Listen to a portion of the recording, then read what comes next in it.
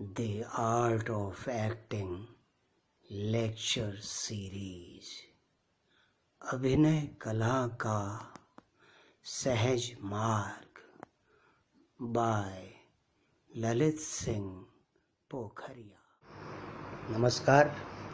अभिनय कला के सहज मार्ग पर आज 63वें पड़ाव में आप सभी का हार्दिक स्वागत और अभिवादन।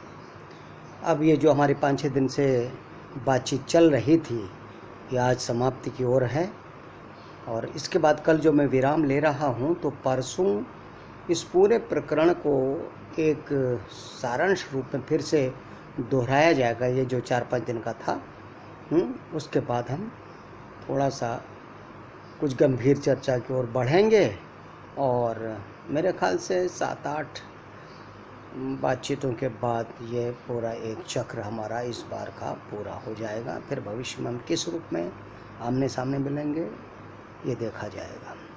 तो आज मैं आपको एक छोटा सा प्रकरण तैयार करके या जो बहुत पहले किया था हमारे गुरु राज बिसारिया सर ने 5 मिनट की ये एक तरीके से एक्सरसाइज देकर अभिनय भी समझा दिया था, डिज़ाइन भी समझा दिया था, डायरेक्शन भी समझा दिया था। उसमें से ऐसे सूत्र निकाले गए। तो ये मैं जो आपको बताने जा रहा हूँ करके सन 85 की बात होगी जब सर ने ये कराया था। पता नहीं मेरे साथियों को, मेरे बैचमेट को याद है या नहीं है, वो मेरे जहन में बिल्कुल चस्पा है ना। तो ये जो है तब का तैयार किया हुआ, मैं इसको इस संदर्भ में आपको दिखाना चाहता हूँ। जो बातें अब तक सारी हो चुकी हैं, 2 शब्दों के बीच भी कुछ खोजा जाता है। कल मैंने कहा ना, डिस्कवरी है, एक्टिंग कंटिन्यूस डिस्कवरी है ना।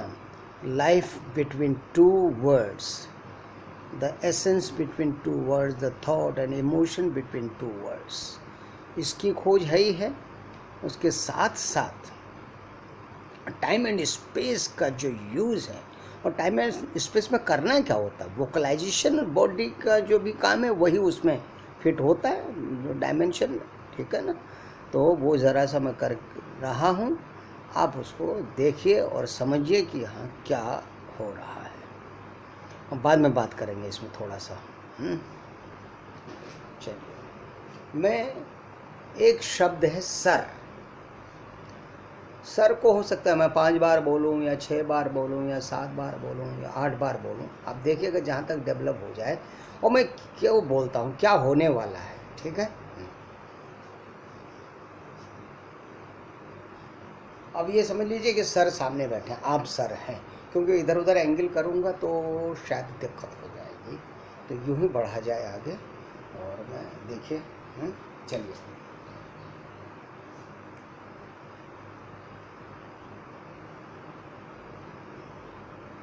Sir,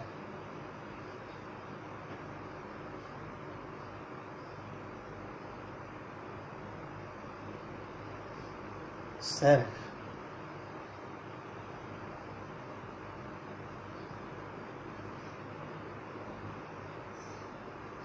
sir, sir, sir,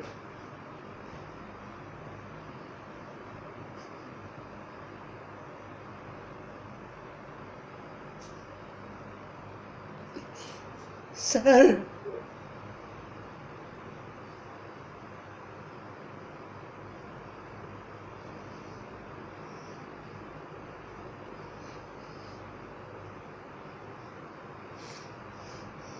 sir,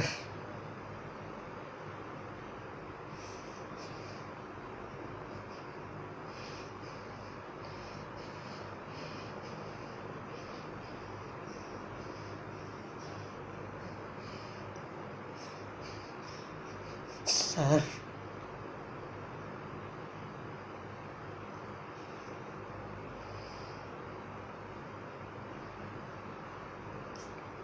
sir. अब बताइए ये क्या हुआ। अब जो भी अंदाज़ा लगाएंगे, लेकिन हमने जो कंसीव किया या जो तब की बात थी जब सर ने कही थी हमसे, वो ये था कि मैं तुम लोगों को एक कंडीशन देता हूँ, सामने टीचर या प्रिंसिपल बैठा है और एक लड़का आया अंदर, उसके साथ कुछ हुआ है और वो सर करता रहता है और अंत में ऐसा आता है कि वो गुस्से से पागल हो जाता है और टीचर को चाकू मार देता है या प्रिंसिपल को जो भी है चाकू मार देता है। अब इसके पीछे क्या कारण रहा होगा? या तो उसको रिस्टिकेट कर दिया गया है, या कोई बहुत बड़ा पनिशमेंट दे दिया गया है, या उसकी किसी गलती के लिए उसके पेरेंट्स को बुला लिया गया है, या उसको बुरी तरीके से फेल कर दिया गया है, जो इस लड़के की प्रतिष्ठा और आगे जीवन में प्रश्न चिन्ह लगा दे रहा है। तो इस लड़का जो है बहुत ही रिक्वेस्टिंग और मूड में, अनुनय विनय में टीचर के पास आया है और एक बार शायद कह रहा तो टीचर ने शायद या प्रिंसिपल ने बहुत ही रूड वे में कुछ कहा होगा, तो ये और रिक्वेस्टिंग हो जा रहा है। फिर वहाँ से उन्होंने कोई लताड़ा कोई और बात कही तो ये और रिक्वेस्टिंग हो जा रहा है कि नहीं बचा दीजिए, कुछ कर लीजिए। फिर उन्होंने कुछ कहा और तो ये बहुत विचलित हो गया और घुटनों पर आ गया, माफ़ भी कर दीजिए। अब जो है आगे फिर कुछ टीचर ने कहा तो ये लड़के का जो है मूड खराब, मतलब इतना गड़बड़ाने के बाद अब जो है शायद ये मानने वाले नहीं है, तो भीतर ये कॉन्फ्लिक्ट में आ जाता है। अब इसके भीतर नकारात्मक कुछ आने लगता है धीरे धीरे धीरे धीरे, और टीचर कुछ ना कुछ बोलते चले जा रहे हैं। और अब ये दूसरे टेम्परामेंट में आता है तो अपने दुख के साथ आक्रोश और प्रतिरोध भी जो है टीचर की ओर कन्वे करता अपने सर कहने में। और उसके बाद वो प्रतिरोध जो है प्रतिशोध की का टेम्परामेंट ले लेता है और अंत में एक ऐसी स्थिति आती है कि गुस्से से पागल हो जाता है और टीचर को चाकू मार देता है। ठीक है, तो ये उदाहरण मैंने इसलिए दिया कि जब ऐसी तमाम स्थितियां आती हैं जब दो शब्दों के बीच में कुछ नहीं होता है, तब आपको पात्र के और कथानक के और कंटेंट के भीतर बैठ कर उसके एनालिसिस करके उस कंडीशन की, देश काल और परिस्थिति की, सिचुएशन की बहुत भली भांति पड़ताल करके फिर पात्र के कैरेक्टराइजेशन के हिसाब से कौन कौन से कैरेक्टराइजेशन भौतिक, सामाजिक और मनोवैज्ञानिक, फिजिकल, सोशल एंड साइकोलॉजिकल, इसके आधार पर ये तय किया जाए कि पात्र की इच्छा क्या है, जो भी वो सोच रहा है, जो भी महसूस कर रहा है, जो भी बोल रहा है या जो भी कर रहा है, उसके पीछे उसकी इच्छा क्या है, ज़रूरत क्या है, प्रतिक्रिया क्या है या प्रभाव क्या है, ये सब जब मथा जाएगा तब पता चलेगा कि दो शब्दों के बीच में क्या है। मन में होगा, वो मन के भीतर होगा, और मन के जो भीतर होगा वो आँखों से झलकेगा, चेहरे से झलकेगा, गतिविधियों से झलकेगा, गतिविधियों में परिणत होगा। चीज़ें हमेशा शब्द में नहीं बदलती।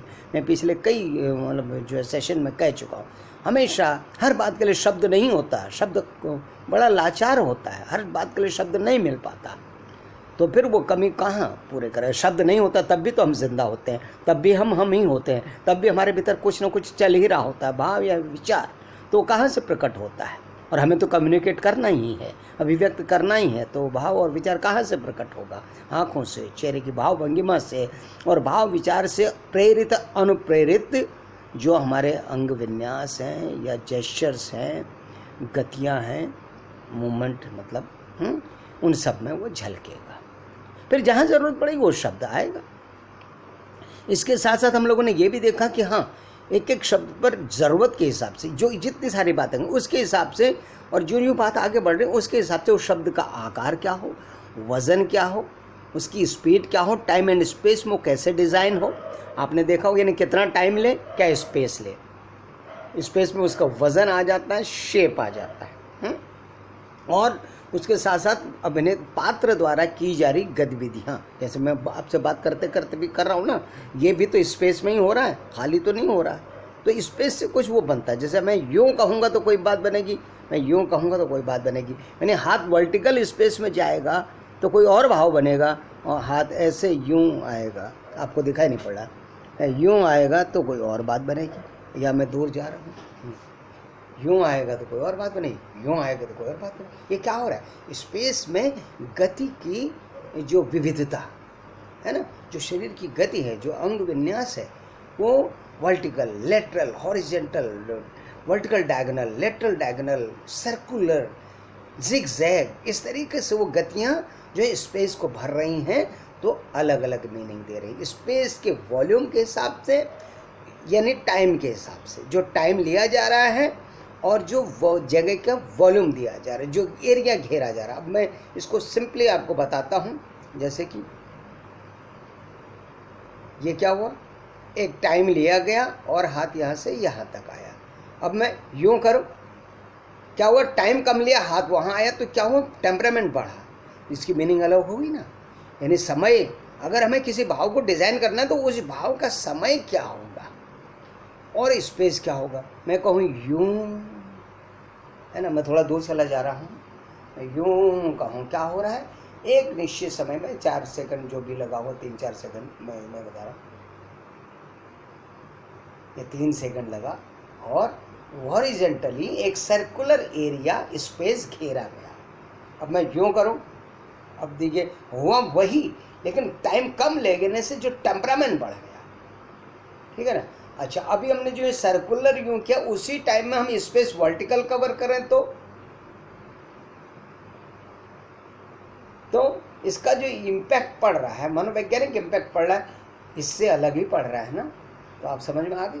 ज्यामिति, जो इस पे ज्यामिति है, ज्योमेट्री जो स्पेस कवर करने का है, उसका बड़ा महत्व है। उसके साथ टाइम की कोऑर्डिनेशन है, ठीक। तो इस तरीके से हमने सूत्र रूप में कुछ बातें करी हैं, और कल के विराम के बाद परसों मैं एक 5-10 मिनट का, या जो भी मिनट मैं कहता हूँ 5 मिनट, वो फिर हो जाता है 10 मिनट, पता नहीं आप लोगों को बोरियत होती क्या होता है, मैं कुछ नहीं जानता, जो भी होगा, ठीक है। तो अब ये इस तरीके से आपको एक प्रकार से शुरू से लेके अब तक का अभिनय की बेसिक चीज़ों का, कैरेक्टराइजेशन का, वॉल्यूम स्पेस, वॉल्यूम पिच का, टाइम एंड स्पेस का एक रूपरेखा आपको मिल गई है, ठीक है। अब इसके बाद आगे हम बढ़ेंगे। परसों की चर्चा के बाद खुलासा होगा कि अब हम कहाँ बढ़ेंगे, और मेरी कोशिश ये होगी कि अब 7-8 सेशन में बात समाप्त हो जाए केवल अभिनय को लेकर, ठीक है। हालांकि उसमें आपको निर्देशन का भी संकेत मिल रहा होगा, अभी जो मैंने सर वाला जो प्रकरण किया। हालांकि अब क्योंकि मेरे पास लिमिटेशन है, मैं बहुत कुछ नहीं कर सकता इतने छोटे कैमरे में, इतने उसमें, है ना, वो बहुत सारी चीज़ें हैं, और बहुत सारी चीज़ें इसमें भी हो भी नहीं सकती, वो तो आमने सामने ही होंगी।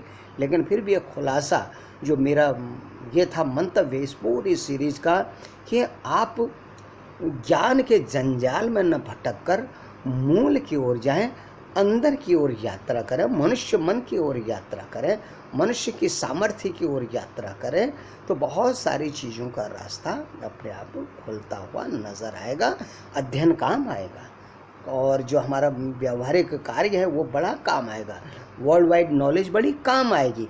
लेकिन मूल से जुड़े बगैर, अंतर्मन को समझे बगैर, अपने भीतर बैठे आदमी से परिचय हुए बगैर हम दुनिया भर के ज्ञान और शिल्प को इकट्ठा कर लेंगे, वो स्टोरेज ऑफ इंफॉर्मेशन तो हो जाएगा, कंप्यूटर की तरह बहुत सारी चीज़ें हमारे दिमाग में आएंगी, लेकिन वो फील नहीं होंगी, है ना। तो बात नहीं बनेगी, कंप्यूटर परफॉर्म नहीं करेगा, आपको नॉलेज दे देगा, ठीक है। तो वही बात है। अच्छा।